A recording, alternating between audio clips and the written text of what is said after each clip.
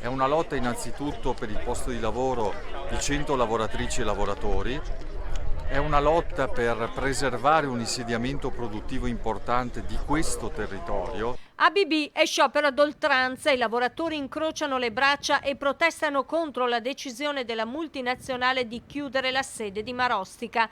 A rischio almeno 100 posti di lavoro. Inaccettabile, dicono i sindacati, l'atteggiamento di ABB che non si presenta ai tavoli con le istituzioni e non dà valide motivazioni quando rigetta le offerte di imprenditori disposti a rilevare l'attività. L'azienda in questo momento sta avendo un atteggiamento irresponsabile, sta avendo un atteggiamento arrogante nei nostri confronti, ma non solo, peggio ancora ce l'ha nei confronti delle istituzioni, l'assessore regionale Donazzan, il tavolo di crisi, il Ministero dello Sviluppo Economico che con grande sforzo e grande impegno aveva cercato e ha cercato nell'ultimo incontro fatto di trovare una soluzione di mediazione. La BB sprezzante delle istituzioni che gli danno i soldi, sprezzante del nostro paese perché potrebbe essere una destinataria dei fondi del Recovery Fund, dice no ad un'offerta concreta di un imprenditore locale che si prenderebbe tutta la produzione e tutta l'occupazione.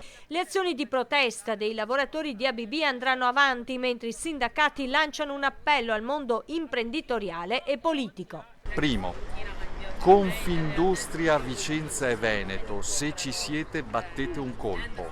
Secondo, nei confronti del governo, nei confronti del Mise, nei confronti del ministro Giorgetti. Questa vicenda va presa in mano e va presa in mano con determinazione.